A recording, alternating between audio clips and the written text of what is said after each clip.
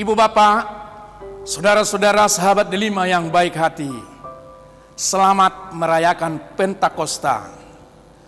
Pada perayaan Pentakosta kedua hari ini, kita disapa oleh firman Tuhan dari kitab Bilangan 11 ayat 24 sampai dengan 30 yang mengisahkan hamba Tuhan Musa memilih 70 tua-tua untuk melayani bangsa Israel. Demikian bunyinya. Setelah Musa datang keluar, disampaikannya firman Tuhan itu kepada bangsa itu. Ia mengumpulkan 70 orang dari para tua-tua bangsa itu dan menyuruh mereka berdiri di sekeliling kemah. Lalu turunlah Tuhan dalam awan dan berbicara kepada Musa. Kemudian diambilnya sebagian dari roh yang hinggap padanya dan ditaruhnya atas ke-70 tua-tua itu. Ketika roh itu hinggap pada mereka, kepenuhanlah mereka seperti nabi. Tetapi sesudah itu tidak lagi. Masih ada 2 orang tinggal di tempat perkemahan. Yang seorang bernama Eldad, yang lain bernama Medad. Ketika roh itu hinggap pada mereka, mereka itu termasuk orang-orang yang dicatat, tetapi tidak turut pergi ke kemah. Maka kepenuhanlah mereka seperti nabi di tempat perkemahan. Lalu berlarilah seorang muda memberitahukan kepada Musa, Eldad dan Medad kepenuhan seperti nabi di tempat perkemahan. Maka menjawablah Yosua bin Nun yang sejak mudanya menjadi abdi Musa, Tuanku Musa, cegahlah mereka. Tetapi Musa berkata kepada mereka, apakah engkau begitu giat mendukung diriku? Kalau seluruh umat Tuhan menjadi nabi oleh karena Tuhan memberi rohnya hinggap kepada mereka.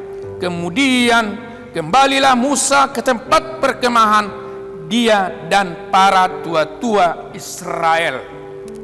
Demikian firman Tuhan. Ibu bapak, saudara-saudara yang dikasihi Kristus, para sahabat delima yang baik hati, perjalanan umat Israel sebagai bangsa pilihan Tuhan dari tanah Mesir menuju tanah Kanaan membutuhkan waktu yang panjang, yakni sekitar 40 tahun.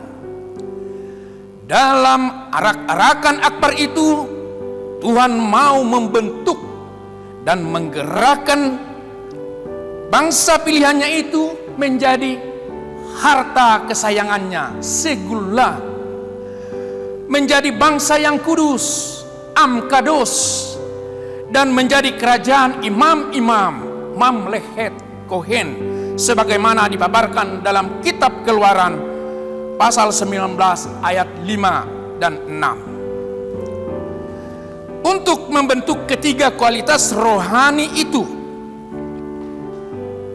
bukanlah pekerjaan mudah, dan tidak mungkin hanya Musa sendiri yang mengemban tugas seberat itu, karena secara kuantitas umat itu berjumlah 600.000 laki-laki, belum termasuk hitungan perempuan dan anak-anak. Terlebih lagi bangsa itu disebut bangsa yang tegar tengkuk. Keluaran 33 ayat 5. Tentu Musa akan kewalahan dalam menyelesaikan berbagai perkara yang timbul dalam kehidupan mereka, di mana Musa harus duduk dari pagi hingga petang untuk mengurusi perkara mereka.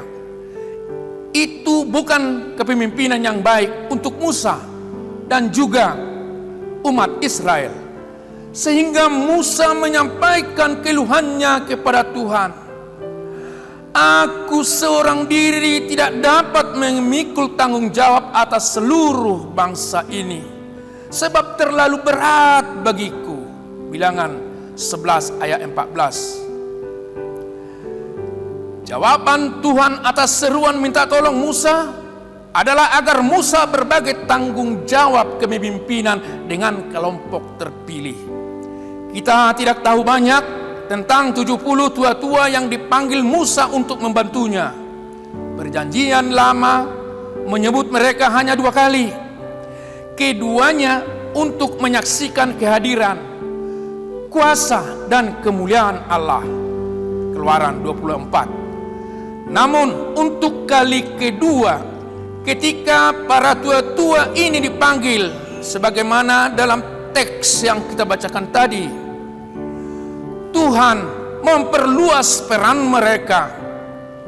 Kali ini mereka dipanggil untuk berpartisipasi, sehingga mengungkapkan sesuatu yang luar biasa tentang bagaimana Tuhan bekerja melalui para pemimpin. Tuhan berkata, "Maka aku akan turun dan berbicara dengan engkau di sana. Lalu sebagian dari roh yang hinggap padamu itu akan kuambil dan kutaruh atas mereka. Maka mereka bersama-sama dengan engkau akan memikul tanggung jawab atas bangsa itu. Jadi tidak usah lagi engkau seorang diri memikulnya." Ibu bapak, saudara-saudara yang dikasihi Tuhan, dalam perjanjian baru dikisahkan bahwa Tuhan Yesus mengutus 70 murid berdua-dua.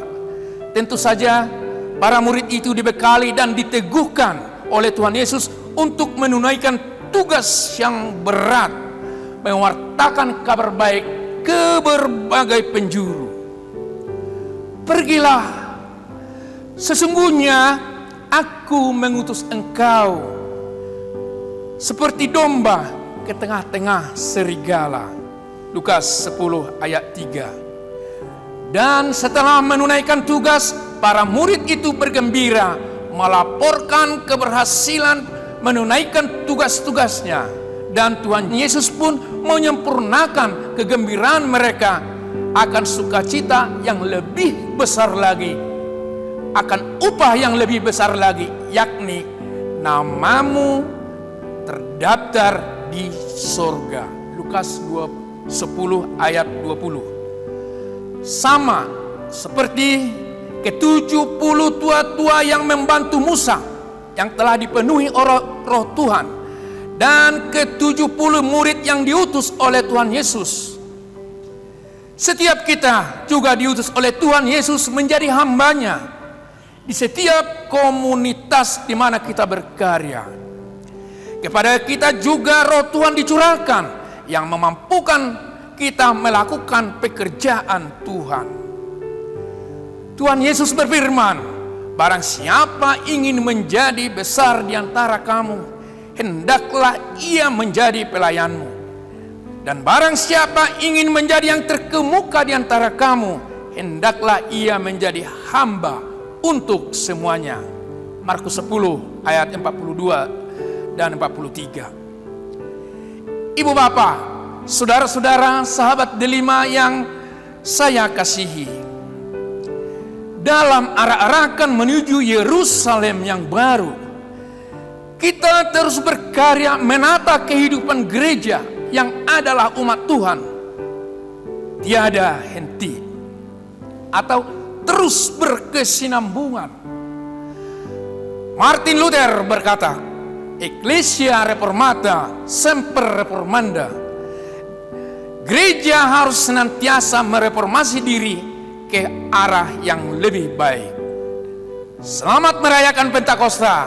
Kiranya Roh Kudus yang tercurah atas kita memberi damai sejahtera dan memampukan kita untuk semakin giat dalam pekerjaan Tuhan. Amin.